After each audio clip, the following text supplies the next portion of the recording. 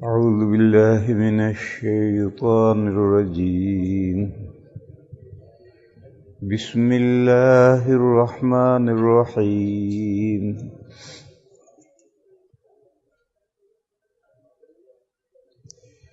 يا أهل الكتاب قد جاءكم رسولنا يبين لكم كثيرا مما كنتم تخفون من الكتاب ويعفو عن كثير. قد جاءكم من الله نور وكتاب مبين يهدي به الله من اتبع رضوانه سبل السلام ويخرجهم من الظلمات إلى النور بإذن ربهم إلى صراط مستقيم. صدق اللہ مولانا العظیم. بزرگوں اور بھائیوں،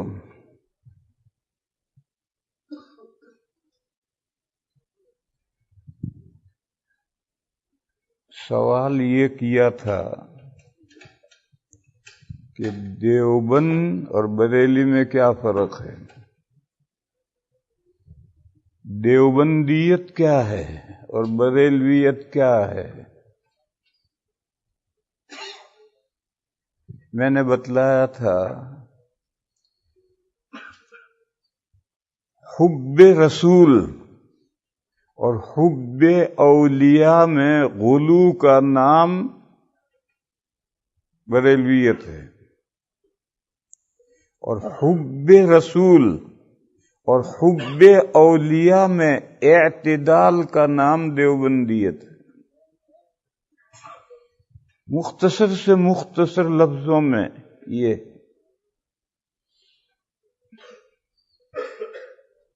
اس کی نظیر شیعیت اور سنیت کیا ہے. شیعہ فرقہ ہے، سنی ہم لوگ ہیں. شیعیت اور سنیت میں کیا فرق ہے؟ ایک نقطے کا فرق ہے.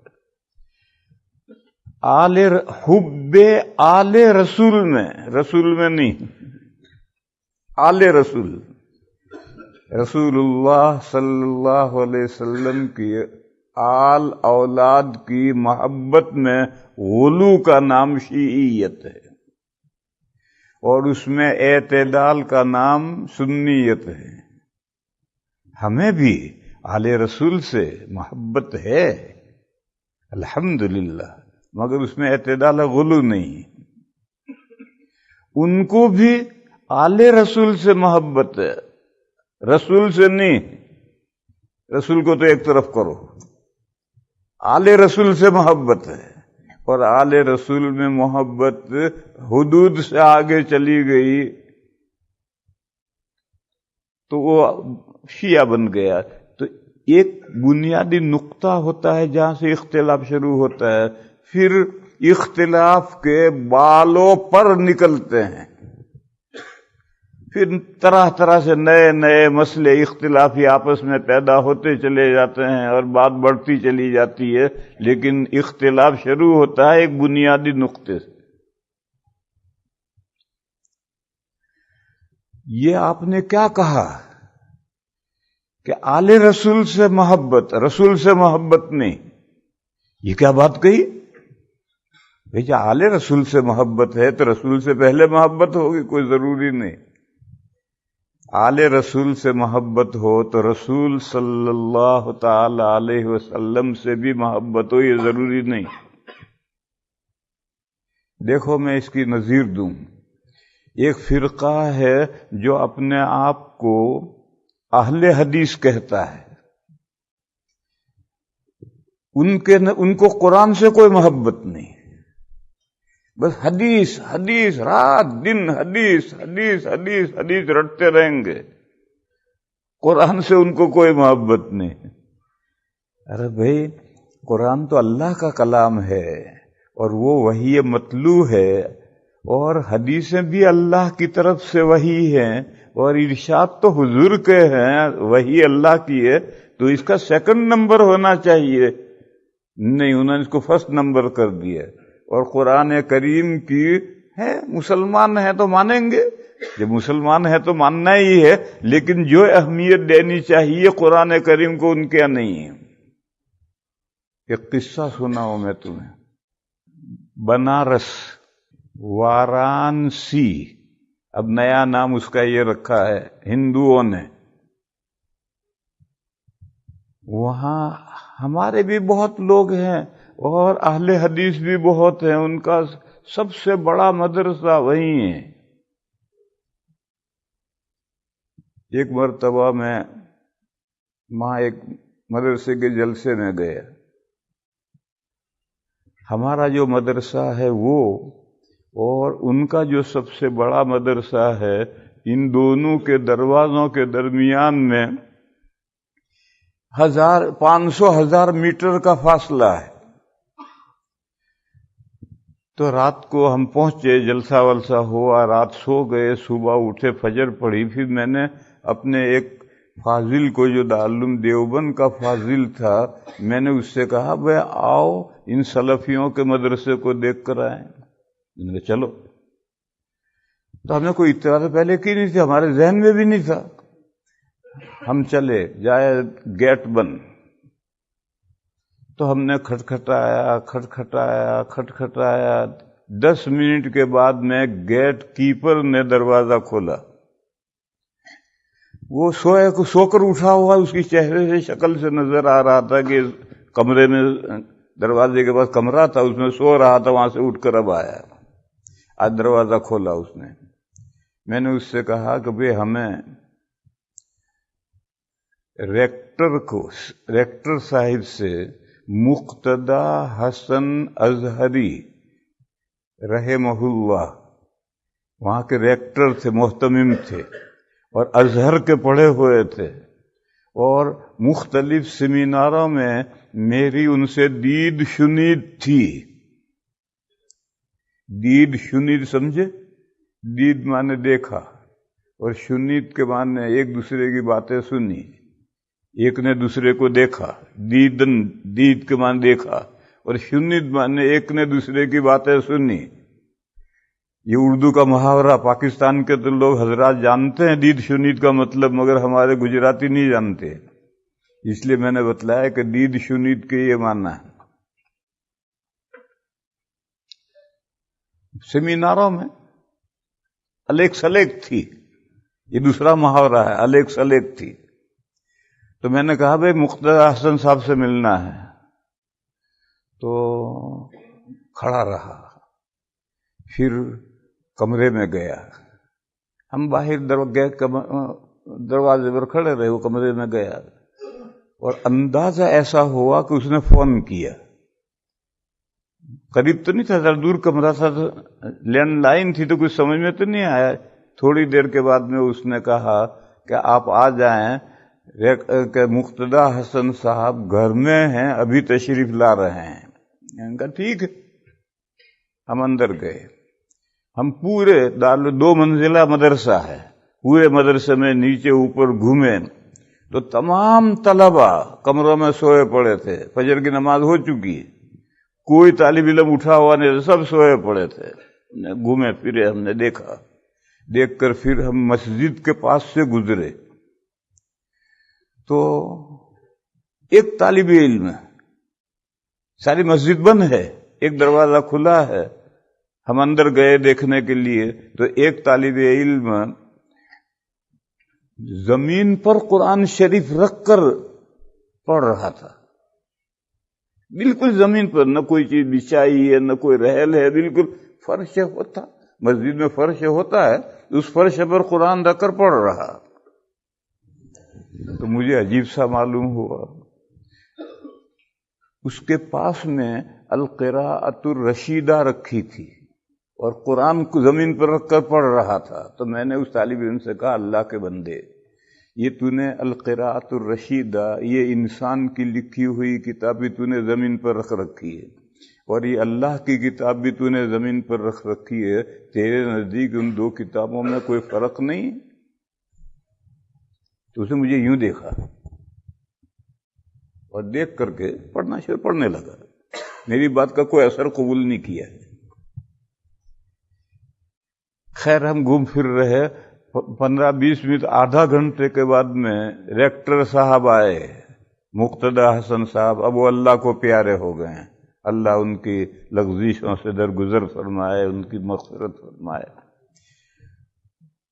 ملاقات ہوئی، ہماری پرانے تعلقات تھے، تو میں نے سب سے پہلے یہ بات کہی، میں نے کہا اظہری صاحب میں مسجد میں یہ تماشا دیکھ کر آیا ہوں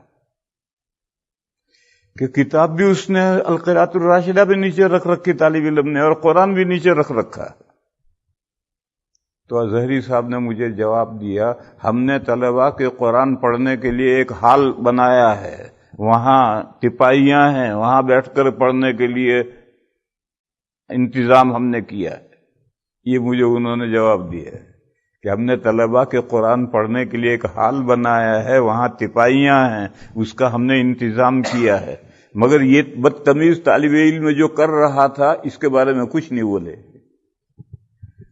اصل کیا ہے، ان کے یہاں قرآن کا نمبر دوسرے درجے پر ہے، آپ ان کی گفتگویں مہینہ بھر 6 مہینے سنتے رہیں، حدیث بخاری، کبھی ایک دن بھی قرآن کا نام نہیں لیں گے، قرآن کی ایک آیت بھی کبھی نہیں پڑھیں گے، قرآن کی ایک آیت سے بھی استدلال نہیں کریں گے۔ اس سے کا صاف مطلب یہ ہے کہ قرآن کو پس پشت ڈالا، اور حدیث سے ان کو اتنی محبت ہو گئی، غلو ہو گیا اس محبت میں، تو قرآن پیچھے گیا۔ اسی طریقے پر میرے بھائیو، شیعوں کو رسول صلی اللہ تعالی علیہ وسلم سے نہیں، آل رسول سے، حضور کے اولاد سے اتنی محبت ہو گئی کہ 12 امام بنا دیے، 12 اماموں پر وحی کے قائل ہو گئے، اور 12 اماموں کی وحی سے حضور کی وحی منسوخ بھی ہو سکتی ہے، اور 12 امام بھی معصوم ہیں، یہ سب اس میں سے عقائد پھوٹ نکلے۔ اولاد میں حضرت علی سے امام شروع ہوتے ہیں، حضرت علی اولاد میں نہیں ہیں، چچا زاد بھائی ہیں اور داماد ہیں، مگر سب لوگ سن ان لو کہتے ہیں داماد کو، تو انہوں نے ان کو بھی آل رسول میں، حضرت علی کو بھی آل رسول میں لے لیا۔ پھر حضرت علی کی وہ اولاد جو حضرت فاطمہ سے ہے، حضرت علی کی رضی اللہ تعالی عنہ وکرم وجہہ، ان کی کئی بیویاں رہی ہیں، جب تک سب سے پہلا نکاح حضرت فاطمہ سے ہوا، اور جب تک حضرت فاطمہ حیات رہی دوسرا کوئی نکاح نہیں کیا۔ لیکن حضرت فاطمہ کا بہت جلدی انتقال ہو گیا، ان کے انتقال کے بعد میں حضرت علی کی نے کئی نکاح کیے ہیں، اور اس زمانے میں باندیوں کا بھی دور تھا، تو حضرت علی کی 17 لڑکے تھے۔ لڑکیاں کتنی تھی معلوم نہیں، عرب لڑکیوں کو اظہار نہیں کرتے۔ آج بھی آپ کسی سے پوچھیں آپ کی کیا اولاد ہے تو صرف لڑکے بتائے گا، لڑکیوں کو نہیں بتائے گا۔ گویا لڑکیوں کا اجنبیوں کے سامنے نام لینا یہ بھی بے پردگی ہے، عرب اس کو برداشت نہیں کرتے۔ اور ہم اجمی کوئی پوچھے آپ کی کیا اولاد ہے تو سب سے پہلے لڑکیوں کو گنائیں گے، لڑکوں کو بعد میں۔ یہ بے حجابی ہے، بے پردگی ہے۔ عرب کبھی، چنانچہ تاریخ میں صحابہ کے حالات پڑھو، لڑکوں کا تذکرہ آئے گا، لڑکیوں کا کوئی ذکر نہیں آئے گا کتنے۔ اور آج بھی کسی عرب سے پوچھو، یہاں کا عرب نہیں، وہاں سے جو عرب یہاں آ گیا وہ نہیں، وہ تو یہاں آ کر یہاں کے رنگ میں رنگ گیا۔ وہاں جو عرب ہیں کسی سے پوچھو صرف لڑکے بتائے گا، لڑکیوں کو نہیں بتائے گا۔ تو حضرت علی کرم اللہ تعالی وجہہ کی 3 لڑکے اور 2 لڑکیاں حضرت فاطمہ رضی اللہ تعالی عنہا کے بطن سے تھی۔ ان 3 لڑکوں میں سے ایک لڑکے بچپن میں انتقال کر گئے تھے، ان کا نام تھا محسن، اور 2 صاحبزادے زندہ رہے بڑے ہوئے حضرت حسن اور حضرت حسین رضی اللہ تعالی عنہما، اور 2 لڑکیاں امامہ اور ام کلثوم، یہ 2 لڑکیاں بھی بڑی ہوئی۔ یہ جو حضرت فاطمہ کے بطن سے حضرت علی کی اولاد ہے، یہ آل رسول کہلاتی ہے۔ اور عجیب و غریب ہیں، حضرت علی کو آل میں لیا،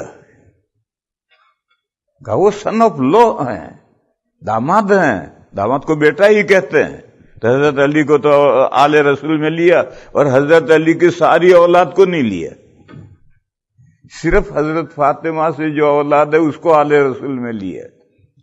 پھر سلسلہ چلتے چلتے 11 امام ہو گئے، 12 امام ہو گئے، یہ تو سلسلہ پتہ نہیں کہاں چلے گا، کہاں تک جائے گا۔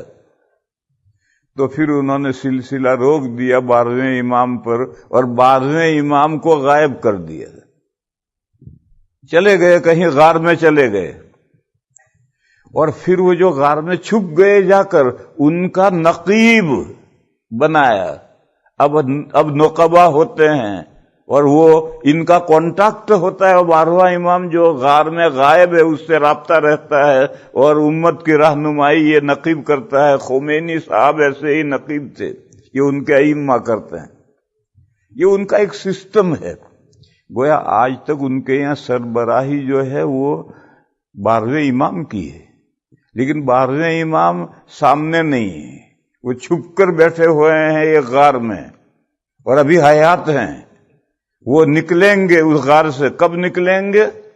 جب 313 مخلص شیعہ پیدا ہوں گے تب وہ نکلیں گے۔ ابھی تو جتنے شیعہ ہیں سب منافق ہیں، جب 313 مخلص شیعہ وجود میں آئیں گے تب وہ غار میں سے نکلیں گے۔ وہاں تک وہیں بیٹھے بیٹھے اپنے امام زمانے کا امام، وہ ان سے کانٹیکٹ رکھتا ہے اور وہاں سے ہدایت لے کر کے لوگوں کی رہنمائی کرتا ہے۔ یہ پورا آل رسول کی محبت میں غلو کے نتیجے میں یہ پورا سلسلہ قائم ہوا۔ لیکن اللہ کے رسول صلی اللہ علیہ وسلم سے جیسی محبت ہونی چاہیے ویسی محبت نہیں ہے، محبت سرسری سی، جیسے ان کو قرآن سے محبت نہیں ہے، محبت لیکن جیسے ہونی چاہیے تھی نہیں۔ کیوں؟ غلو ہو گیا حدیث کی محبت میں تو قرآن کی محبت گھٹ گئی، حالانکہ ہر ایک کو اس کا مقام دینا چاہیے۔ میں سمجھا یہ رہا تھا کہ ایک نقطہ ہے جس میں سے پھر عقیدے پھوٹتے ہیں۔ رسول اللہ صلی اللہ علیہ وسلم اور اولیاء کرام، ان کی محبت میں غلو سے 4 مسئلے پیدا ہوئے۔ یہی دیوبند اور بریلی کے درمیان میں مابہ الامتیاز اختلاف ہیں۔ پہلا مسئلہ پیدا ہوا نور و بشر کا، کہ نبی پاک صلی اللہ تعالی علیہ وسلم بشر انسان تھے یا نہیں؟ وہ کہتے ہیں بشر نہیں تھے، نور تھے۔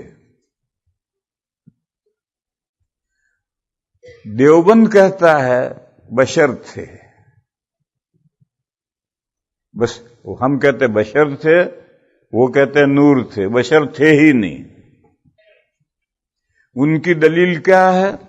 ان کی دلیل قرآن کریم میں سے وہ آیت کریمہ ہے جو میں نے پڑھی ہے، یا اہل الکتاب قد جاءکم رسولنا یبین لہم کثیرا مما تخفون من الکتاب ویعفو عن کثیر قد جاءکم من اللہ نور و کتاب مبین۔ تحقیق آیا تمہارے پاس، آیا تمہارے پاس نور اور واضح کتاب۔ وہ کہتے ہیں نور و کتاب مبین، کتاب مبین، اور نور میں واو کے ذریعے سے عطف کیا ہے، اور واو کے ذریعے سے جب عطف کیا ہے تو 2 چیزیں الگ الگ ہوتی ہیں. جا زید و امر، زید اور امر آئے تو زید الگ ہے، امر الگ ہے. نور الگ ہے، کتاب مبین الگ ہے. کتاب مبین قرآن کریم ہے اور نور اللہ کے رسول ہے. کہا دیکھو اللہ کے رسول کو نور کہا گیا قرآن میں. ایک دلیل تو ان کی یہ ہے. دوسری دلیل ان کی یہ ہے، ایک حدیث گھڑی ہوئی حدیث پیش کرتے ہیں، بالکل گھڑی ہوئی 100%. اول ما خلق اللہ نوری، اللہ نے کائنات کے بالکل بگننگ میں، آغاز میں میرا نور پیدا کیا ہے. معلوم ہوا کہ حضور نور ہیں، بشر نہیں. یہ ایک حدیث ہے، بالکل گھڑی ہوئی حدیث. یہ دو ان کی دلیلیں ہیں. دیوبند کیا کہتا ہے؟ قرآن کریم انبیاء، صرف حضور نہیں، سارے انبیاء کی بشریت کی صراحت سے قرآن بھرا پڑا ہے کہ تمام انبیاء بشر تھے، فرشتے نہیں تھے. کفار کہتے تھے کہ گورنمنٹ کو اپنا کوئی نمائندہ بھیجنا ہوتا ہے تو اپنے لوگوں میں سے بھیجتا ہے. اللہ کو اگر رسول بنا کر بھیجنا تھا تو کروبیوں کو بھیجتے، مقرب فرشتوں کو بھیجتے. یہ ایک انسان جو ہمارے جیسا ہے، جو بازار میں جوتیاں چٹکھاتا پھرتا ہے، اس کو رسول بنا دیا. اللہ کے یہاں کچھ فرشتوں کی کمی تھی. قرآن اس کے جواب میں بار بار کہتا ہے کہ ہمیشہ انسان بشر ہی رسول بن کر آئے، انسان ہی رسول بن کر آئے. وہاں بشر لفظ استعمال کیا اور یہ کہا کہ اگر زمین میں فرشتے باطمینان بسے ہوئے ہوتے تھے، چلتے پھرتے ہوتے تھے، یمشون فی الارض مطمئنین، تو ہم آسمان سے فرشتوں کو رسول بنا کر بھیجتے. لیکن جب زمین پر انسان ہیں، بشر ہیں اور وہ بسے ہوئے ہیں، تو ان کے پاس فرشتہ رسول بنا کر کیسے بھیجا جائے گا؟ ان کی طرف تو انسان ہی کو رسول بنا کر بھیجا جائے گا. اس مضمون کی جہاں جہاں آیتیں ہیں وہاں بشر لفظ استعمال کیا ہے. اور فرمایا وما جعلنا لبشر من قبلک الخلد افئن مات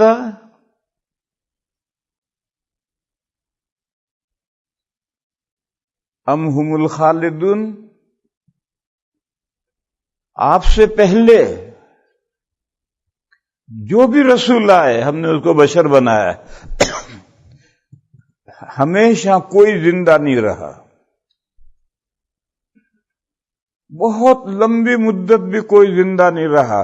فرشتوں کی عمریں بہت لمبی ہیں، قیامت تک فرشتے مریں گے نہیں، مریں گے لیکن قیامت تک ہر فرشتے کی عمر قیامت تک ہے. اور جنات کی عمریں ہزاروں سال ہیں، ہزاروں سال کے بعد وہ مرتے ہیں. اور انسان کی 60-70 سال رہ گئی ہے عمر. تو فرشتوں کی لمبی عمریں ہیں. ایسی لمبی عمر ہم نے کسی رسول کو نہیں دیے، کسی بشر کو نہیں دی. بشر یعنی انسان کے لیے عمریں کم رکھی ہیں. وما جعلنا لبشر من قبلک الخلد افئن مات، اگر آپ کو موت آ جائے گی تو کیا وہ زندہ رہیں گے؟ آپ کو موت آئے گی، وہ بھی مر جائیں گے. کفار یہ بھی کہتے تھے کہ یہ اللہ کے نمائندے ہیں، اللہ کے رسول ہیں، اللہ کے بھیجے ہوئے ہیں، تو ان کا اللہ کے ساتھ کانٹیکٹ ہونا چاہیے ٹیلی فون سے، اور ان کو ہر بات معلوم ہونی چاہیے کہ مملکت میں رموز مملکت کیا ہیں، گورنمنٹ کیا سوچ رہی ہے، یہ سب اس نمائندوں کو معلوم ہونا چاہیے. تو قرآن نے جواب دیا قل انما انا بشر مثلکم، آپ جواب دیجئے کہ میں تمہارے جیسا ہی ایک انسان ہوں. تم بھی اللہ کے بندے ہو. تمہارا اپنے باس کے ساتھ کیوں ٹیلی فون سے رابطہ نہیں ہے؟ ہم سب اللہ کے بندے ہیں، غلام ہیں، نوکر ہیں. اللہ ہمارے باس ہیں. ہمارا کون سا کانٹیکٹ ہے ٹیلی فون سے اللہ تعالیٰ سے؟ رسول نے کہا کہ میں بھی اللہ کا ایک بندہ ہوں، تمہارے جیسا ہی انسان ہوں۔ قل انما انا بشر مثلکم، ہاں تمہارے اندر اور میرے اندر ایک فرق ہے، میرے اندر سرخاب کا پر لگ رہا ہے جو پر تمہاری پگڑی میں نہیں لگا ہوا ہے۔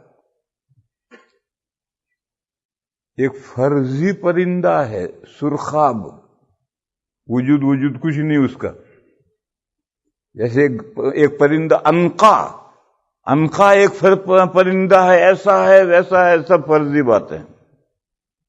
ایک پہاڑ ہے کوہ قاف، وہ سب فرضی باتیں ہیں۔ ایسے لوگوں کو بیوقوف بنانے کے لیے ہر زمانے میں کچھ فرضی باتیں ہوتی ہیں۔ اور آج کل تو آپ کا جو یہ واٹ اسٹاپ کیا ہے، واٹس ایپ، یہ جو آج کل واٹس ایپ نکلی ہے آپ حضرات کی، یہ تو ساری خرافات کا مجموعہ ہے۔ روز ایک نئی خبر گھڑی ہوئی اس کے اوپر واٹس ایپ پر آ جائے گی۔ تو یہ ہر زمانے میں یہ سب بکواس چلتے رہتے ہیں، یہ پرانے زمانے کی بکواس ہے کہ عنقا پرندہ ہے، کوہ قاف سونے کا ایک پہاڑ ہے، اور ایک سرخاب پرندہ ہے، اس کا کہاں رہتا ہے؟ کہ جہاں 7 سمندر اکٹھا ہوتے ہیں وہاں رہتا ہے۔ 7 سمندر تو کہیں بھی اکٹھا نہیں ہوتے۔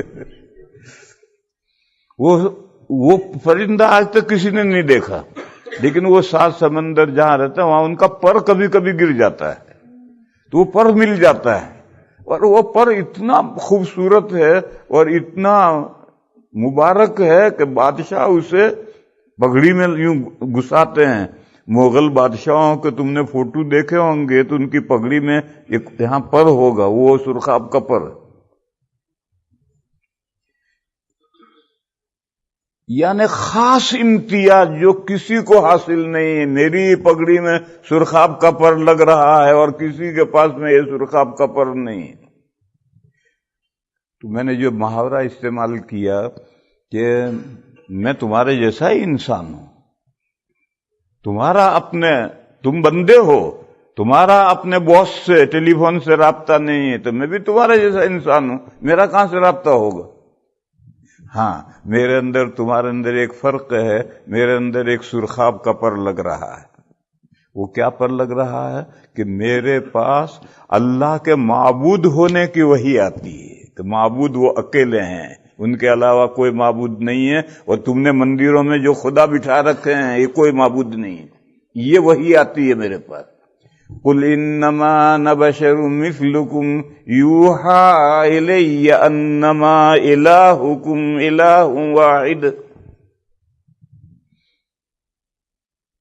بہرحال ایسی اور بہت سی آیتیں ہیں جس میں تمام انبیاء کی اور خاص طور پر آقائے نامدار صلی اللہ تعالی علیہ وسلم کے انسان ہونے کی، بشر ہونے کی صراحت ہے کہ وہ انسان تھے۔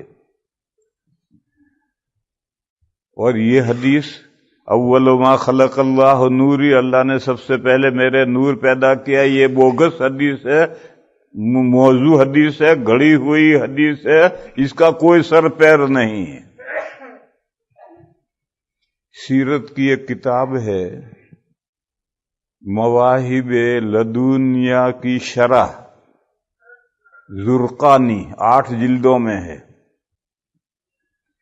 اس سیرت کی کتاب ہے حضور کے حالات میں، تو اس نے یہ حدیث لکھی ہے، اور حدیث لکھ کر یہ کہا کہ یہ مصنف عبد الرزاق میں یہ حدیث ہے۔ حوالہ مار دیا اس نے، اب مصنف عبد الرزاق کا کوئی وجود ہی نہیں۔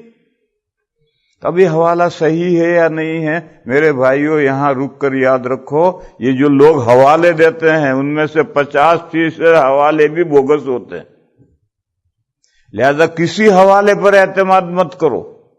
اس نے کہا فلاں کتاب میں، اس کتاب میں ڈھونڈو ہے یا نہیں۔ اکثر ڈھونڈو گے تو پہاڑ کھودو گے چوہیا نکلے گی۔ اس لیے ان حوالوں پر کہ فلاں کتاب میں ہے، اس مت مانو اسے، وہ فلاں کتاب لا کر اس کو دیکھو، لا بھیا وہ فلاں کتاب لا کر دکھا، تیری بات نہیں مانتے۔ 50% حوالے بوگس ہوتے ہیں۔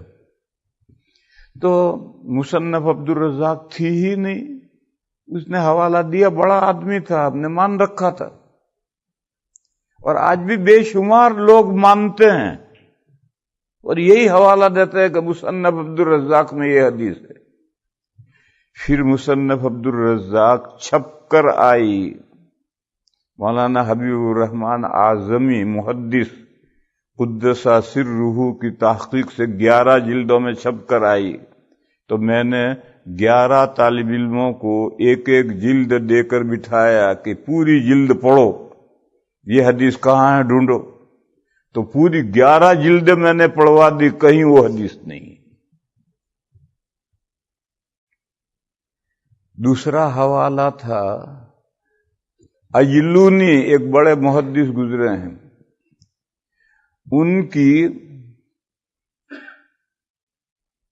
مشہور حدیثوں کے سلسلے میں ایک کتاب ہے کشف الخفا، پوشیدہ باتیں کھولی ہیں اس نے، جو لوگوں کی زبانوں پر حدیثیں ہیں ان حدیثوں کے بارے میں اس نے بتلایا ہے کہ وہ حدیثیں کیسی ہیں۔ اس حدیث کو بھی اس نے لیا ہے اور اس نے یہ کہا کہ یہ حدیث اتنی نہیں ہے، آدھا صفحہ کی لمبی حدیث ہے۔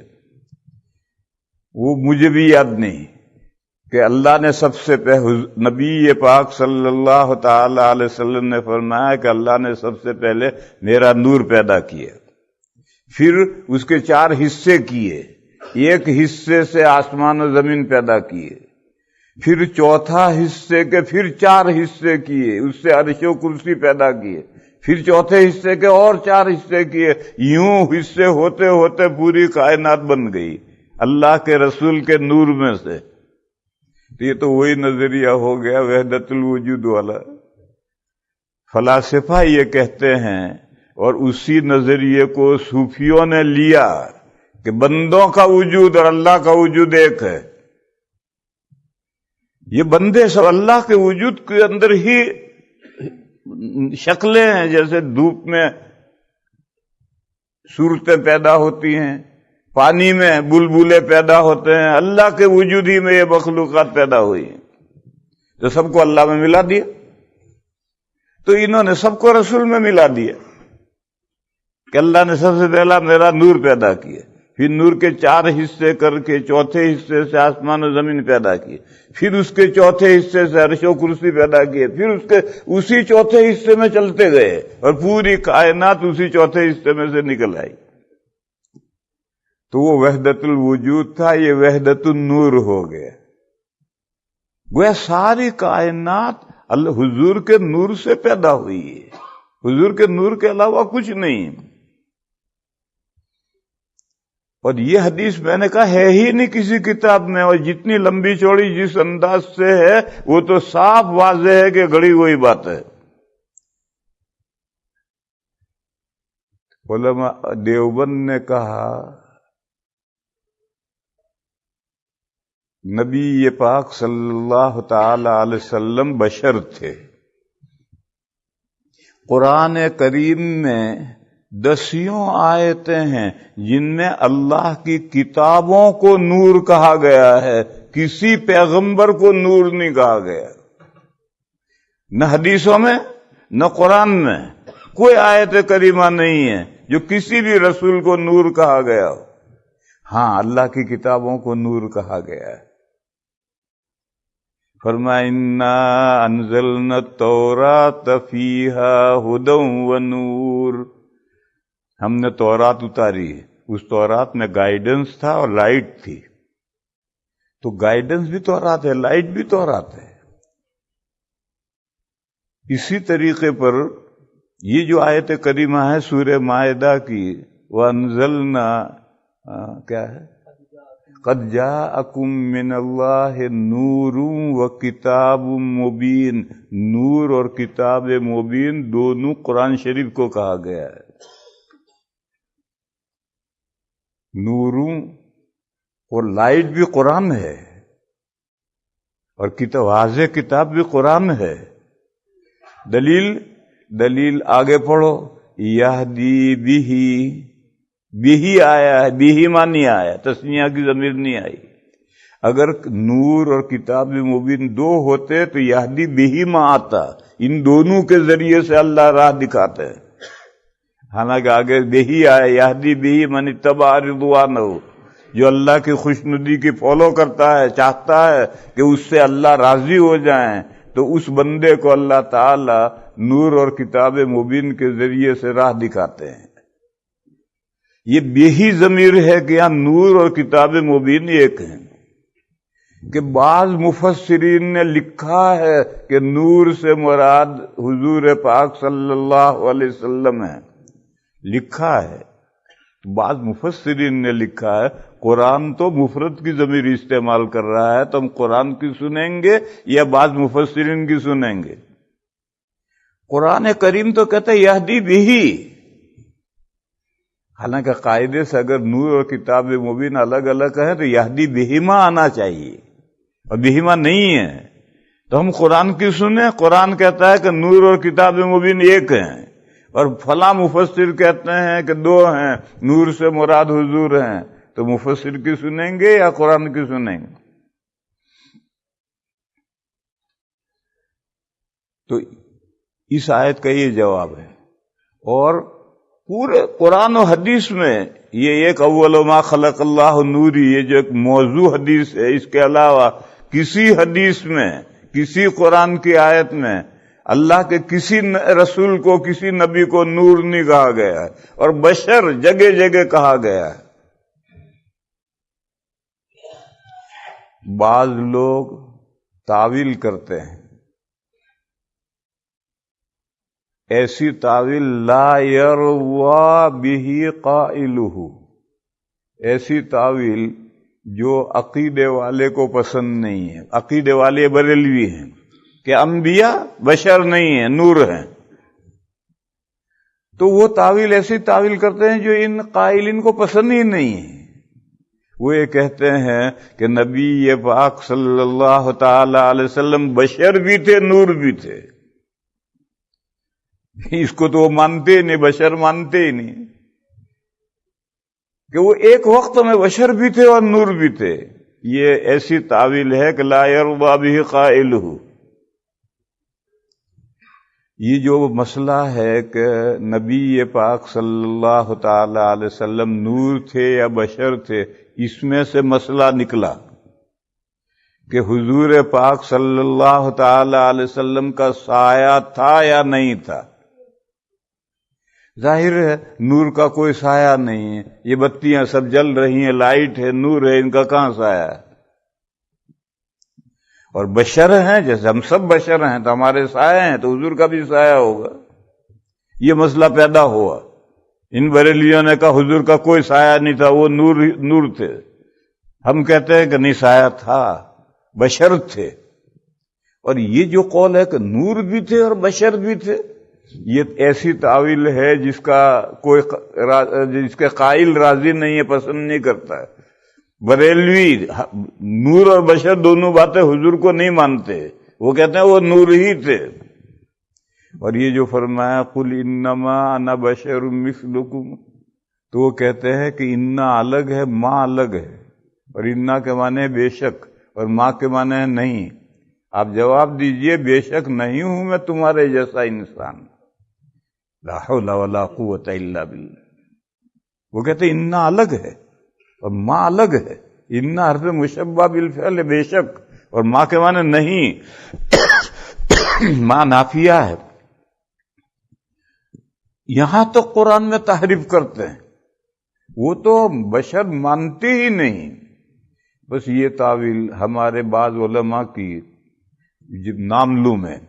میرے ایک بہت پرانے دوست تھے حضرت مولانا محمد یوسف صاحب لدھیانوی قدس سرہ. ہم سہارنپور میں حضرت شیخ مولانا زکریا صاحب کے یہاں اعتکاف کے ساتھی تھے، اور وہ بھی ختم نبوت کے نمائندے تھے. میں بھی انڈیا میں ختم نبوت کا جنرل سیکریٹری ہوں، اور ہم نے برطانیہ کے اس کونے سے اس کونے تک دونوں نے ساتھ ساتھ سفر کیے ہیں. ان کی کتاب ہے اختلاف امت صراط مستقیم. اختلاف امت صراط مستقیم میں انہوں نے نور و بشر کی تعویل کی کہ حضور نور بھی تھے اور بشر بھی تھے.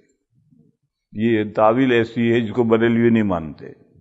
وہ تو کہتے نور ہی تھے، اور ہم بھی کہتے ہیں بشر ہی تھے. اور جب نور ہیں تو سایہ نہیں ہوگا، بشر ہیں تو سایہ ہوگا.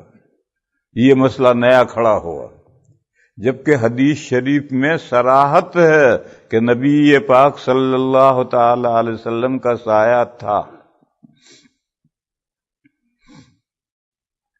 نبی پاک صلی اللہ تعالی علیہ وسلم کی ایک بیوی صاحبہ تھیں، پھوپھی زاد بہن. خود حضور کی پھوپھی زاد بہن حضور کے نکاح میں تھی، حضرت زینب بنت جحش. دوسری بیویاں اتنے قریبی رشتہ دار نہیں تھی. یہاں رک کر ایک مسئلہ سمجھو. آپ حضرات کا جو ملک ہے اور اس طرح کے جو یورپین ملک ہیں، وہ یہ کہتے ہیں کہ قریبی رشتہ داروں میں شادی کرو گے تو اولاد ڈیزیبل پیدا ہوگی. یہ کہتے ہیں، ہوگی نہیں ہوگی وہ الگ مسئلہ ہے، مگر وہ یہ کہتے ہیں. اس کو اسلام بھی مانتا ہے. یہ جو کہتے ہیں کہ قریبی رشتہ داری میں شادی نہیں ہونی چاہیے، اولاد ڈیزیبل پیدا ہوگی، یہ اسلام نہیں مانتا. لیکن اس کو بنیادی بات کو مانتا ہے کہ نکاح قریبی رشتہ داروں میں نہیں ہونی چاہیے. رشتہ داری میں دور ہو ہٹو. کہاں تک دور ہٹیں؟ اس میں اس اسلام کا اور ان دنیا کے وہ دنیا داروں کا اختلاف ہے. وہ چچا زاد، پھوپھی زاد، خالہ زاد، ماموں زاد، ان کو بھی قریبی شمار کرتے ہیں. اسلام کہتا ہے یہ قریبی نہیں، یہ دور ہو گئے. چچا، پھوپھی، ماموں، خالہ، یہ تو قریبی ہیں، لیکن ان کی اولاد دور ہو گئی. یہ کہتے ہیں نہیں، یہ بھی قریبی ہیں. وہ ہمارا ان کا جھگڑا یہاں ہوا کہ یہ جو چار ہیں، خالہ، پھوپھی، ماموں، چچا، یہ چار کی جو اولاد ہے یہ قریبی رشتہ داروں میں یا دور میں ہے؟ اسلام کہتا ہے یہ دور ہے، نکاح ہو سکتا ہے. اور چچا، پھوپھی، ماموں، خالہ یہ قریبی ہیں، ان سے نکاح نہیں ہو سکتا. یہ کہتے ہیں کہ نہیں، یہ چار بھی قریبی ہیں اور ان چار کی اولاد بھی قریبی ہے. پھر اور کہاں تک جاؤ گے؟ پھر اس کے بعد جو اولاد ہے وہ قریبی نہیں، وہ دور ہو گئی. لیکن یہ چار کی اولاد قریبی ہے. تو ہمارا ان کا اختلاف یہاں ہوا. اسلام کہتا ہے کہ چار تو قریبی ہیں، ان کی اولاد قریبی نہیں. وہ کہتے ہیں یہ چار بھی قریبی ہیں، ان کی اولاد بھی قریبی ہے، پھر اولاد کی اولاد قریبی نہیں. ایک تو اختلاف ہمارا ان کا یہاں ہو گیا. دوسرا اختلاف یہاں ہوا کہ قریبی رشتے میں نکاح نہیں کرنا چاہیے. کیوں؟ وہ کہتے ہیں اولاد ڈیزیبل پیدا ہوگی. یہ سب کہتے ہیں.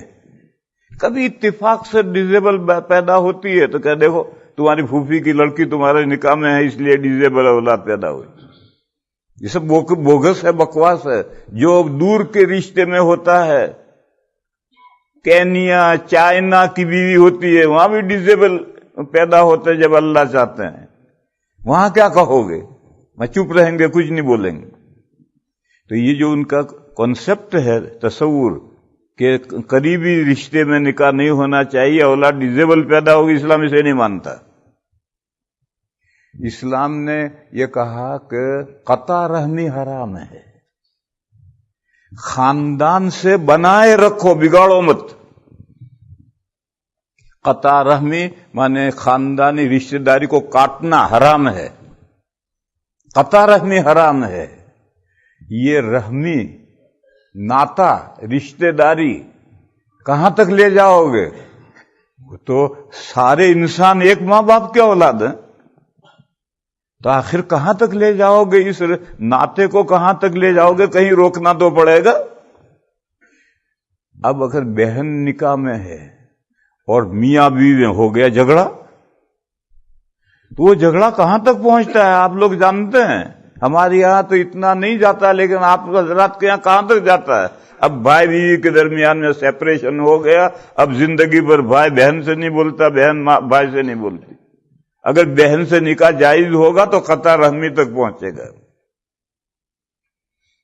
لہذا قریبی رشتہ داروں میں نکاح اس لیے حرام ہے تاکہ قطع رحمی کی نوبت نہ آئے۔ بچہ ڈیزیبل پیدا ہوتا ہے، یہ بنیاد نہیں ہے، بنیاد یہ ہے قطع رحمی کی نوبت نہ آئے۔ اب قطع رحمی یعنی ناطہ، اس ناطے کو اگر بڑھاتے گئے تو پھر سب انسان ایک ماں باپ کے اولاد ہیں۔ تو بہرحال اس ناطے کو کہیں روکنا پڑے گا کہ یہاں تک تو قریبی اور یہاں سے دور۔ اسلام نے روکا ہے کہ چچا، پھوپھی، خالہ، ماموں یہ قریبی ہیں، ان سے رشتے نکاح ہوگا، لڑائی ہو گئی تو قطع رحمی آئے گی، اور رہی ان کی اولاد تو یہ دور ہو گئی۔ اب وہ اولاد اگر بیوی ہے اور لڑائی ہوئی اور قطع رحمی کی نوبت آئی تو کوئی بات نہیں۔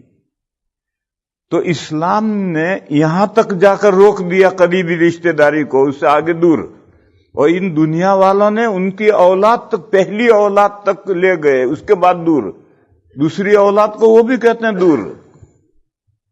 دو باتوں میں اختلاف ہوا، قریبی دور، اس کے بارڈر کہاں ہے؟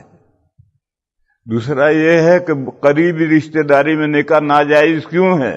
اسلام نے کہا تاکہ قطع رحمی کی نوبت نہ آئے۔ انہوں نے کہا بچہ ڈیزیبل پیدا نہ ہو، کیونکہ ان کے یہاں قطع رحمی کا تو کوئی خانہ ہی نہیں ہے، نہ ماں باپ اور اولاد کے درمیان میں بھی کوئی تعلق نہیں ہے۔ بیٹا اولاد کو ماں باپ سے کچھ نہیں لینا، ماں باپ کو اولاد سے کچھ نہیں لینا۔ 18 سال کی لڑکی ہوگی، جا کہیں ڈھونڈ اپنا بر کے معنی شوہر، تو ان کے قطع رحمی کا تو کوئی خانہ ہی نہیں ہے، ناطے کا لحاظ، اس کا ناطے کا تو کوئی لحاظ نہیں۔ تو انہوں نے علت نکالی کہ ڈیزیبل بچہ پیدا نہ ہو، حالانکہ کہیں بھی نہیں پیدا ہوتا۔ اصل علت یہ ہے کہ اگر قریبی رشتہ داری میں نکاح ہوا، خیر میں دوسری طرف بہک گیا، نبی پاک صلی اللہ تعالی علیہ وسلم کی ایک بیوی تھی حضرت زینب بنت جحش، وہ حضور کی پھوپھی ذات بہن تھی۔ اس سے معلوم ہوا کہ نیئر قریبی رشتہ دار، پھوپھی تو قریبی ہے، پھوپھی سے نکاح نہیں ہو سکتا، لیکن پھوپھی کی لڑکی سے نکاح ہو سکتا ہے، وہ قریب نہیں ہے۔ دوسری تمام ازواج مطہرات ایسی رشتہ دار نہیں تھی، دور تھی۔ اور جو خاندان کی بیوی ہوتی ہے وہ سر چڑھی ہوتی ہے، دور کی ہوتی ہے وہ دور کی ہوتی ہے، وہ زیادہ بولتی نہیں ہے، لیکن خاندان کی ہو تو وہ سر چڑھی ہوتی ہے۔ تو ایک مرتبہ حضرت زینب نے کوئی نامناسب بات کہہ دی تو حضور کو ناراضگی ہو گئی اور حضور ناراض ہو گئے اور ان کے پاس جانا ہی چھوڑ دیا۔ ایک مہینہ گزر گیا۔ یہ روایت جو میں بیان کر رہا ہوں مسند احمد میں ہے، امام احمد علیہ الرحمہ کی لکھی ہوئی حدیث کی کتاب ہے، اس میں یہ روایت ہے۔ ایک مہینہ گزر گیا، حضرت زینب فرماتی ہے کہ میں بیٹھی ہوئی تھی اور سائیڈ سے، مکان کے سائیڈ سے ایک سایہ پڑا، تو میں سایہ دیکھ کر میں نے سوچا کہ یہ سایہ تو حضور کا ہے، اور حضور تو مجھ سے ناراض ہیں، میرے پاس آتے نہیں، پھر یہ سایہ کس کا ہے؟ یہ میں سوچ ہی رہی تھی اور حضور نمودار ہوئے۔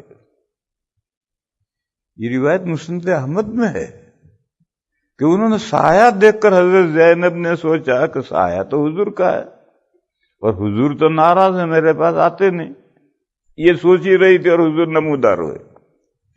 تو حدیث سے ثابت ہوا کہ نبی پاک صلی اللہ تعالی علیہ وسلم کا سایہ تھا، حدیث سے ثابت ہے۔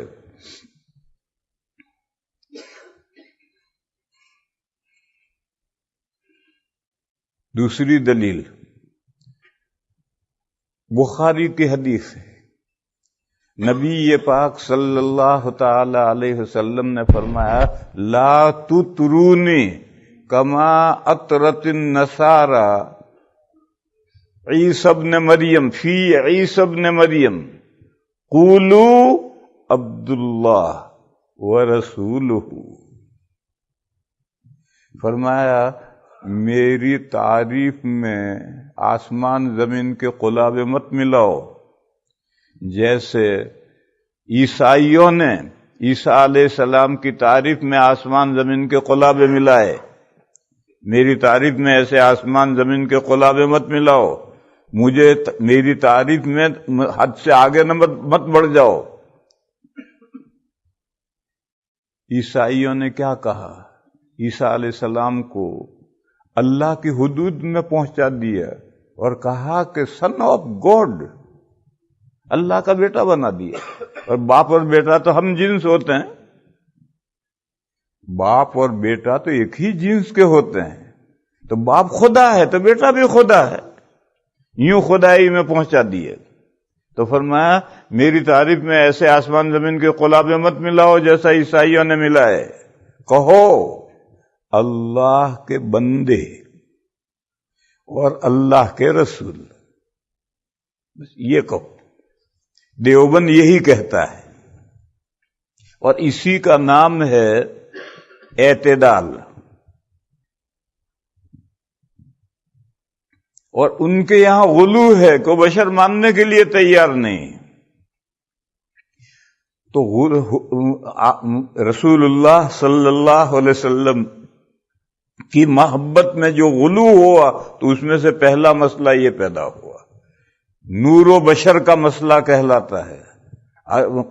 یہ بریلوی اللہ کو بشر ماننے، رسول اللہ کو بشر ماننے کے لیے تیار ہی نہیں ہے، اور دیوبندی کافر اس لیے ہیں کہ وہ حضور کو بشر مانتے ہیں اور اپنے جیسا بشر مانتے ہیں، اس لیے وہ کافر ہیں۔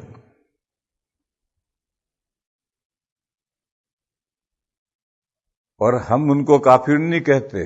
کیوں نہیں کہتے؟ وہ نور تعویل سے کہتے ہیں، اور تعویل وہ ہے جو حضرت مولانا لدھیانوی قدس سرہ نے تعویل کی تھی، وہ تعویل ہے۔ اس لیے ہم چونکہ تعویل سے وہ بشریت کا انکار کرتے ہیں، نور کو ثابت کرتے ہیں، اس لیے ہم کافر نہیں کہتے۔ دوسرا مسئلہ علم غیب کا مسئلہ ہے۔ بریلوی یہ کہتے ہیں کہ اللہ کا علم اور اللہ کے رسول صلی اللہ علیہ وسلم کا علم سیم ہے، جتنا اللہ جانتے ہیں سب حضور جانتے ہیں۔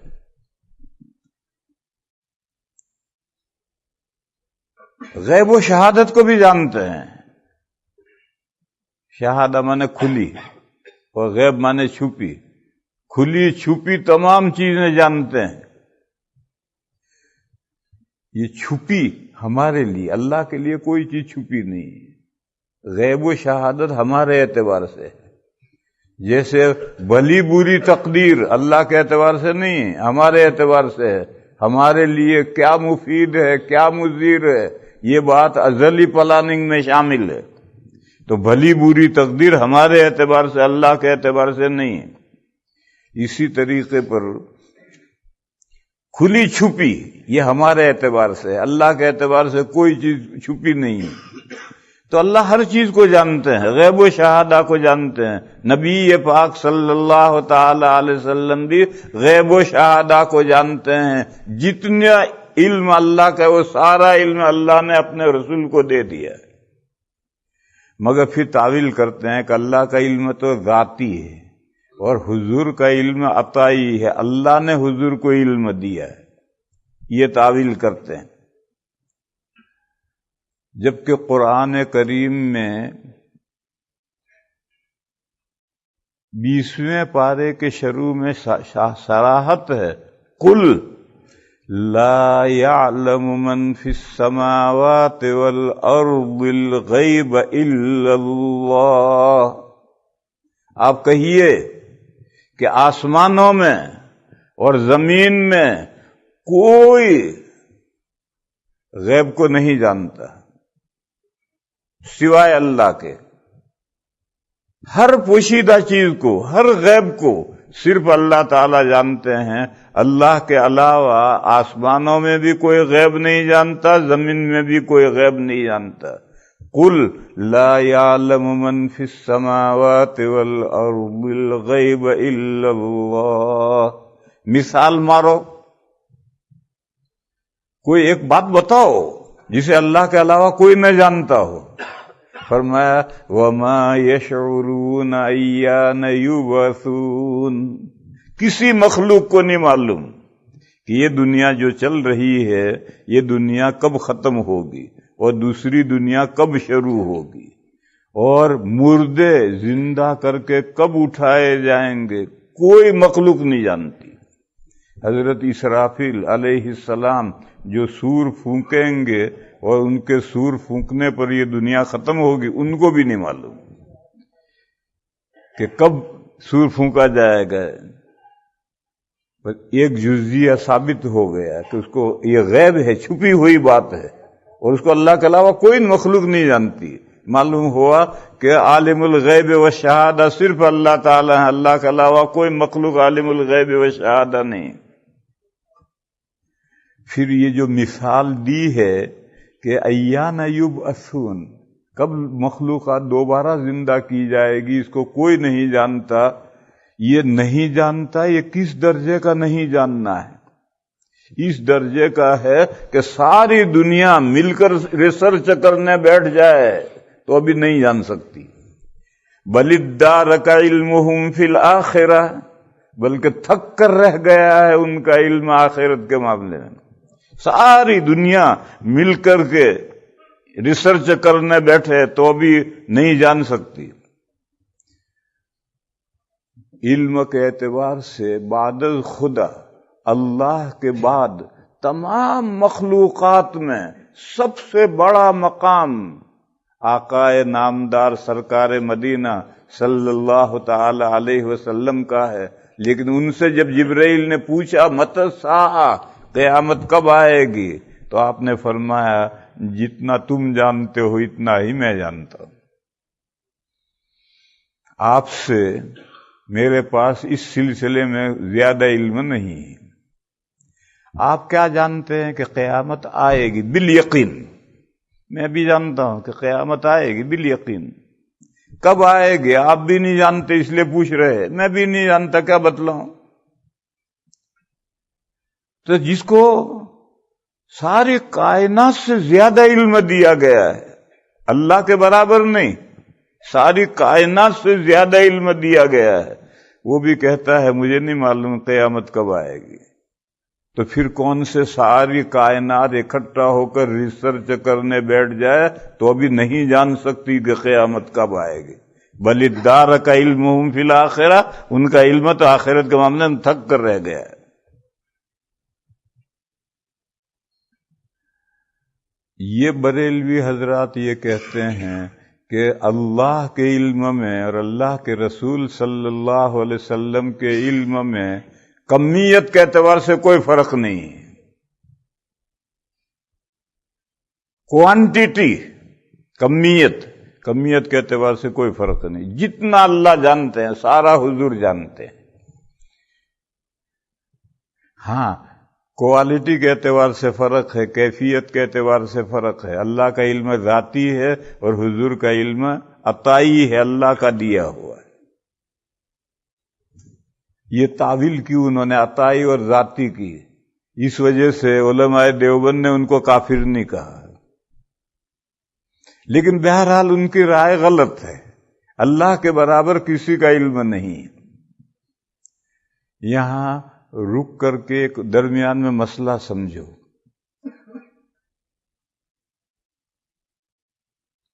شرک اور تشبیہ،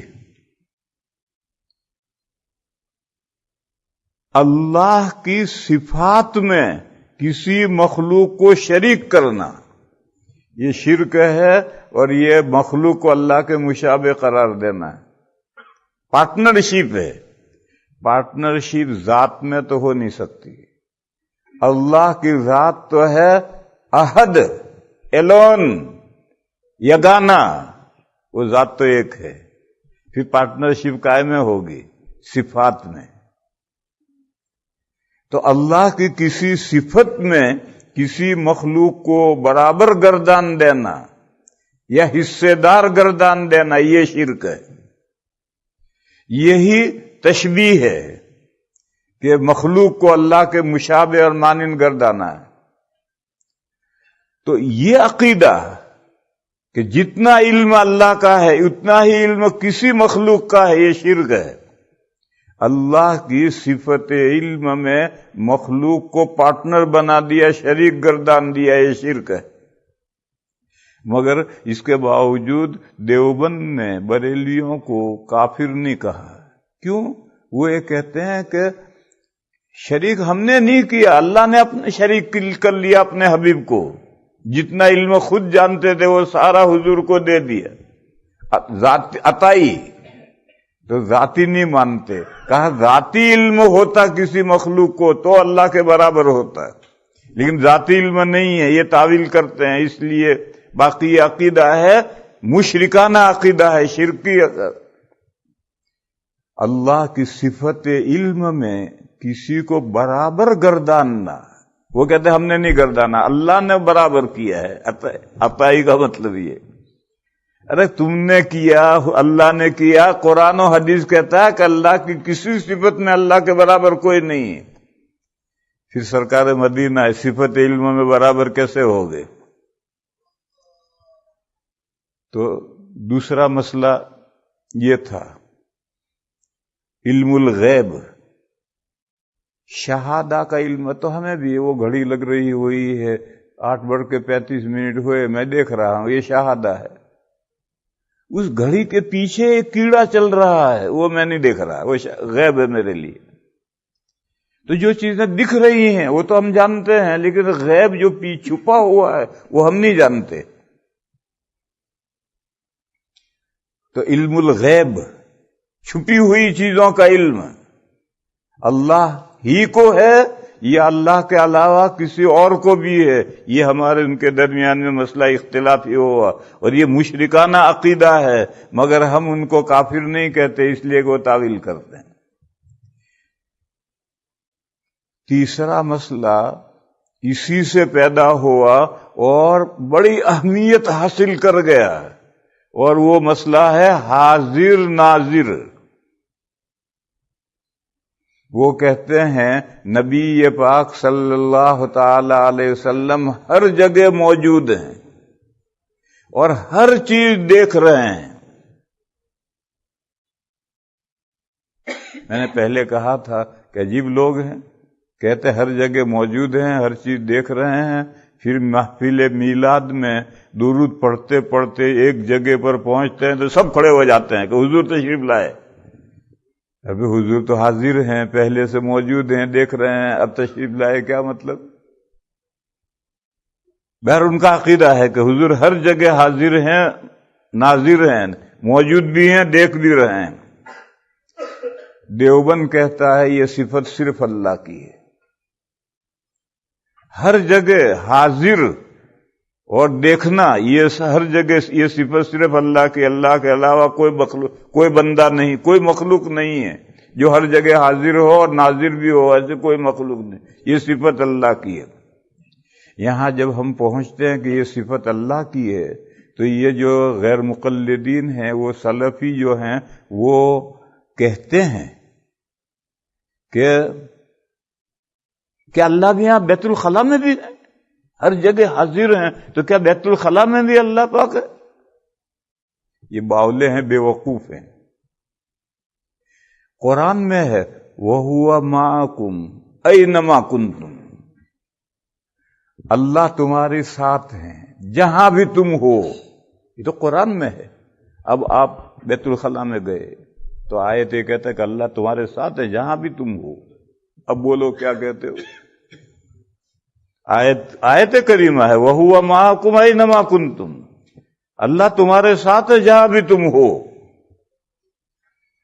تو ہم تو بیت الخلاء میں جاتے ہیں، جب ہم جائیں گے تو اس آیت کی روح سے کہو، کیا کہو گے؟ اس لیے یہ پاگلپن کا سوال ہے، کیونکہ اللہ بیت الخلا میں بھی موجود ہے. یہ پاگلپن کا سوال ہے. اس آیت کے بارے میں کہو کیا کہو گے؟ اصل بات کیا ہے؟ اللہ کا موجود ہونا مکانی نہیں، جیسے زمانی بھی نہیں ہے. میں نے کل بتلایا تھا، پرسوں بتلایا تھا کہ زمان و مکان اللہ نے پیدا کیے ہیں. زمان یعنی ٹائم، مکان یعنی اسپیس.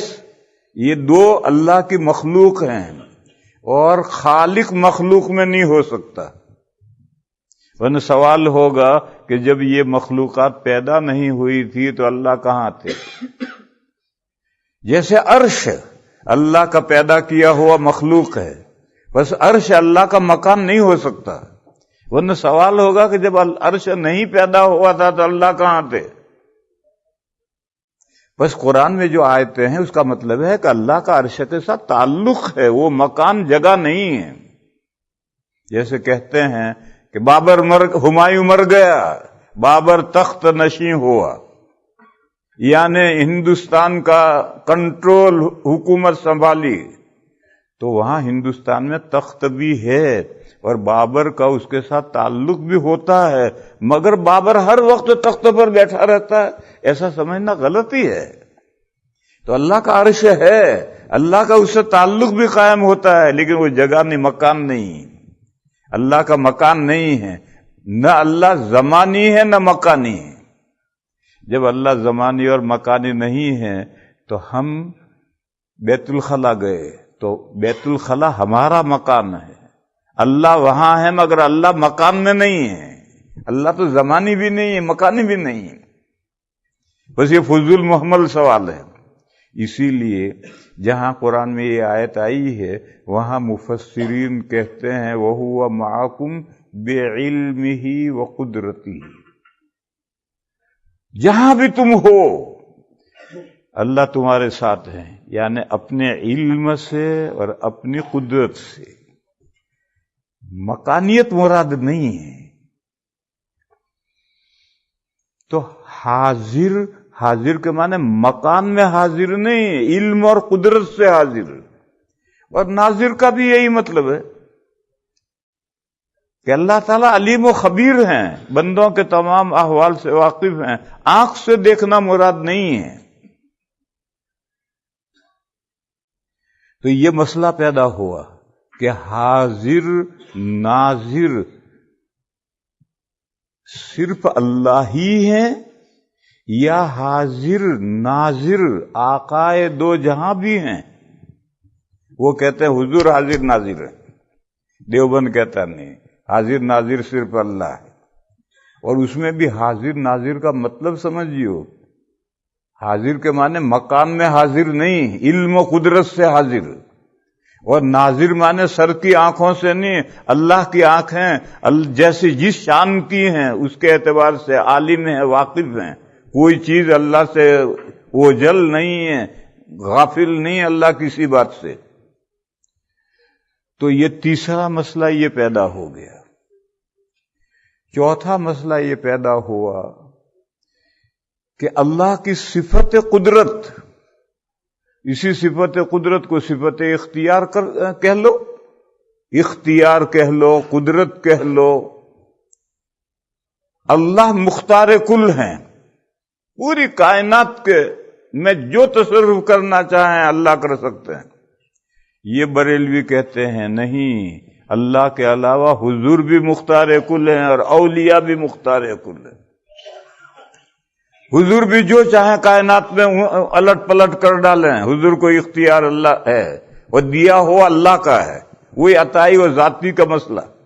اسی طرح سے جو بڑے بڑے اولیاء ہیں ان کو بھی اختیار کامل حاصل ہے، وہ کائنات میں جو چاہیں الٹ پلٹ کر دیں. یہ مسئلہ چوتھا مسئلہ پیدا ہوا، مختار کل کون ہے؟ دیوبند کہتا صرف اللہ مختار کل، اللہ کے علاوہ کوئی مختار کل نہیں. وہ کہتے ہیں یہ حضور کی توہین ہے، اس کو وہ حضور کی توہین قرار دیتے ہیں، اس لیے دیوبندی کافر ہیں، حضور کی توہین کرتے ہیں. دیوبند یہی کہتا ہے کہ مختار کل صرف اللہ ہے، اللہ کے علاوہ کوئی مختار کل نہیں ہے، سب اللہ کے سامنے عاجز بندے ہیں. اپنی جگہ پر وہ انبیاء ہیں، سید الاولین ہیں، وہ اولیاء ہیں، بڑے رتبے ہیں، لیکن اللہ کے اعتبار سے وہ عاجز بندے ہیں. ہمارے اعتبار سے بڑا مقام ہے ان کا، لیکن اللہ کے اعتبار سے وہ عاجز بندے ہیں. مختار کل اللہ ہیں، ان کے علاوہ کوئی نہیں.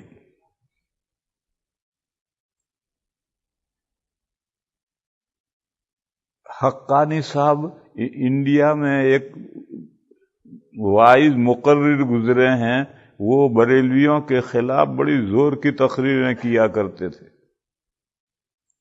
انہوں نے ایک ڈرامہ افسانہ بنایا بامبے میں تقریر کرتے ہوئے.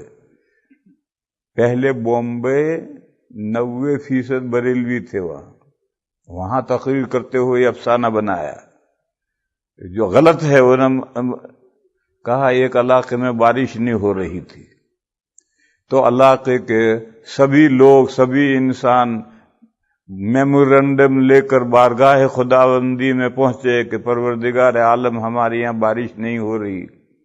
یہ میمورنڈم لے کر گئے تو دیکھا کہ اللہ میاں منہ لٹکائے بیٹھے ہیں، پزمردہ افسردہ. میمورنڈم پیش کیا تو اللہ میاں نے کہا تم لوگ میرے پاس کیوں آئے ہو؟ ارے وہ چوتھے آسمان پر قادریہ بیٹھا ہے، سب کچھ اس کے پاس ہے، جاؤ اس کے پاس. قادریہ یعنی پیران پیر، شیخ عبد القادر جیلانی قدس سرہ، کہ وہ قادریہ چوتھے آسمان پہ بیٹھا ہے، سب اس کے پاس ہے، جاؤ اس کے پاس، میرے پاس تو کچھ نہیں. ڈرامہ ہے یہ. تو بہت سخت مخالفت ہو گئی، لوگ قتل کرنے کے لیے تیار ہو گئے ان کو. تو یہ غلط انداز ہے.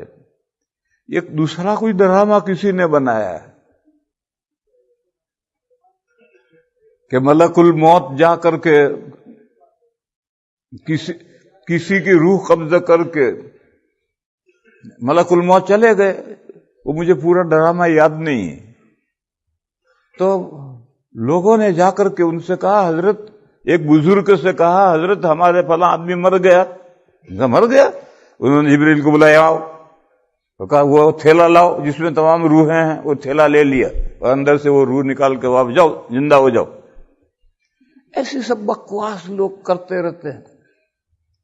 گویا اولیاء حضور ہی کو نہیں، اولیاء کو بھی اختیار کل ہے، جو چاہے تصرف کریں، جس چاہے جو چاہے ہیر پھیر کریں. پھر اس کو انہوں نے کرامت کے ساتھ رلایا. جیسے معجزہ برحق ہے، شرح عقائد میں ہے کرامت الاولیاء حق. کرامت کیا ہے اور اختیار کامل کیا ہے؟ کرامت یہ ہے کہ جب اللہ چاہیں کسی ولی کے ہاتھ پر کوئی خرق عادت ظاہر کرے. مجھے عبد الرحیم بھائی نے قصہ سنایا، لندن والے، لندن میں ہماری مسجد کا صدر ہے. اس نے ابھی مجھے قصہ سنایا کہ ایک مرتبہ حضرت مولانا اسد مدنی قدس سرہ کی ان کے بڑے بھائی ہیں سلیمان بھائی، انہوں نے دعوت کی تھی. تو جیسے دعوت میں ہوتا ہے 10 12 15 آدمیوں کا کھانا بنایا تھا. اب مولانا جب گھر دعوت کھانے پہنچے تو ان کے ساتھ ایک بھیڑ چلتی تھی، خاص طور پر بنگلہ دیش والے تو بڑے معتقد تھے. تو 50-60 آدمی ساتھ میں آ گئے. اب آ کر کے سب دسترخوان پہ بیٹھ گئے. اب کھانا تو 10 12 آدمیوں کا ہے. تو مولانا نے خود کہا، سلیمان گھبرا مت، تیرے پاس جو کھانا ہے لا، مجھے لا کر دے دے. وہ دے دیا سب لا کر، خود نکال کے پلیٹوں میں دینا شروع کیا. کھاؤ بھائی، چلو کھا لو. ابھی کھانا ختم نہیں ہوا تھا اور سب شکم سیر ہو کر اٹھ گئے. تو یہ تو جب اللہ چاہتے ہیں تو کسی بندے کے ہاتھ پر کوئی خرق عادت ظاہر کرتے ہیں. اس میں اس بندے کا کوئی کمال نہیں ہوتا. اس بندے کا جو اللہ سے تعلق ہے اس کا تو دخل ہوتا ہے، لیکن وہ کام اللہ کرتے ہیں. کھانے میں برکت مولانا اسد صاحب نے نہیں پیدا کی، وہ اللہ نے پیدا کی. مگر ان کا اللہ سے جو ایک تعلق ہے، اس تعلق کی وجہ سے اللہ نے وہ برکت پیدا کی. تو انہوں نے مختار کل کے مسئلے کو اس کرامت کے مسئلے کے ساتھ رلا دیا، اور طاہر القادری نے ایسے تمام واقعات زلزلے میں اکٹھا کیے اور کہا دیکھو ان کا مولوی اسد کھانے میں برکت کر سکتا ہے اور پیرانے پیر کچھ نہیں کر سکتے، اللہ کے رسول کچھ نہیں کر سکتے، یہ بکواس ہے۔ یہ تو کرامات ہے، اور کرامات کا کوئی منکر نہیں، اور جیسے معجزہ نبی کے اختیار میں نہیں ہوتا ہے، اللہ کے اختیار میں ہے، جب اللہ چاہیں گے معجزہ ظاہر ہوگا، ایسے کرامتیں بھی ولی کے اختیار میں نہیں ہیں، اللہ کے اختیار میں ہے، جب اللہ چاہیں گے ولی کے ہاتھ میں کرامت ظاہر ہوگی۔ بہرحال انہوں نے اس مسئلے کو طاہر القادری نے زلزلے میں اور ان کو اس طرح سے رلایا کہ وہ اپنے بزرگوں کی یہ باتیں مانتے ہیں، اور ہم کہتے ہیں حضور مختار تھے، اولیاء مختار تھے تو نہیں مانتے۔ ارے یہ تو کرامتوں کے باب واقعات ہیں، اور یہ کرامتیں تو اللہ کی پیدا کی اختیار میں ہے، نبی کا اس میں کوئی اختیار نہیں ہوتا۔ میں مثال دوں ایک سفر میں، وقت ختم ہونے جا رہا ہے لیکن پھر بات رہ جائے گی۔ ایک سفر میں کھانا پانی ختم، تو لوگوں نے حضور سے کہا یا رسول اللہ کچھ کھانے پینے کے لیے نہیں رہا، تو ہمارے جو سواری کے اونٹ ہیں ان کو ہم ذبح کریں کھانے کے لیے؟ تو حضور نے فرمایا کر لو بھی۔ اب وہ چلے، حضرت عمر مل گئے، انہوں نے ذکر کیا کہ ہم حضور کے پاس گئے تھے، حضور نے پرمیشن دے دیا ہے کہ سواری کے اونٹ ذبح کر لو اور کھاؤ۔ تو حضرت عمر نے کہا اللہ کے بندو، سواری کے اونٹ سے ذبح کر لو گے تو پھر سفر کیسے کرو گے؟ چلو واپس۔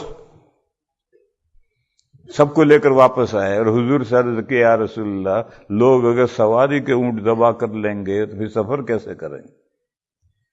تو حضور نے فرمایا پھر عمر ایسا کرو، قبیلے میں اعلان کرو، قافلے میں اعلان کرو کہ جس کے پاس جو کھانے کی چیز ہو لے آؤ۔ تو اس کے بعد 2 مٹھی کھجوریں تھی، کسی کے پاس 2 مٹھی ستو تھے، کسی کے پاس 2 روٹی تھی، وہ سب لائے اور ایک چمڑے کا دسترخوان بچھا کر کے وہ ڈال دیا تھوڑا سا۔ حضور نے اس میں دعا پڑھ کے پھونکی اور فرمایا قافلے میں اعلان کر دو، لوگ اپنے اپنے تھیلے لا کر اس میں سے بھر جائیں۔ تو سب قافلہ آیا اور سب تھیلے لے کر کے سب بھر کر لے گئے، اور وہ دسترخوان پر جتنا تھا اتنا ہی رہا۔ تو اب دیکھو، پہلے جب صحابہ نے کہا تھا تو حضور نے کہا سواری کے اونٹ ذبح کر کے کھا لو، حضور کے اختیار میں ہوتا تو پہلے ہی نہ کہتے۔ جب حضرت عمر نے کہا کہ پھر سفر کیسے ہوگا، تو پھر حضور نے دعا فرمائی اور کھانا بڑھ گیا۔ تو یہ تو کرامتوں اور معجزات کا باب الگ ہے، اختیار کا باب نہیں ہے، مگر وہ اللہ کے بندے اس کو اختیار سمجھتے ہیں، اور وہ کہتے ہیں حضور بے مختار کل تھے، اور اولیاء کرام بھی اختیار کامل رکھتے ہیں۔ دیوبند کہتا ہے نہیں، وہ کہتے ہیں